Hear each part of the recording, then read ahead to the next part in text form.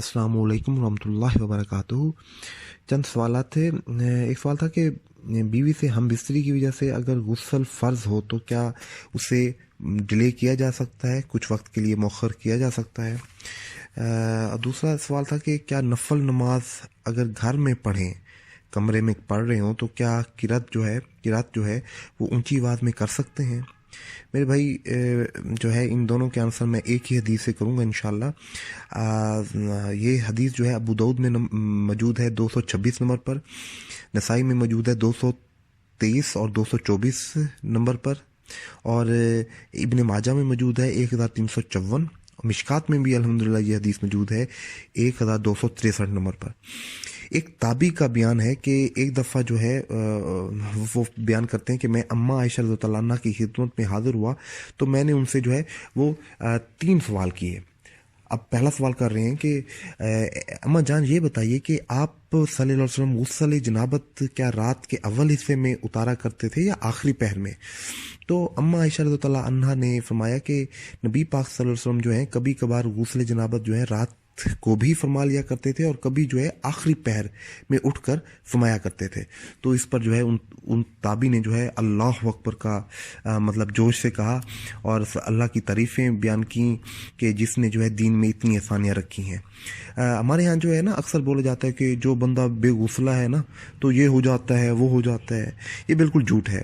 بس نماز قضا نہیں ہونی چاہیے، اس دوران اگر غسل ڈیلے بھی ہو جائے تو اس میں جو ہے وہ کسی قسم کی کوئی شرعی گرفت نہیں ہے۔ اچھا، دوسرا سوال جو ہے ان تابعی نے یہ کیا کہ اماں یہ بتائیے کہ حضور پاک صلی اللہ علیہ وسلم جو ہے نماز وتر عشاء کے ساتھ ہی پڑھتے تھے یا آخری پہر میں اٹھ کر؟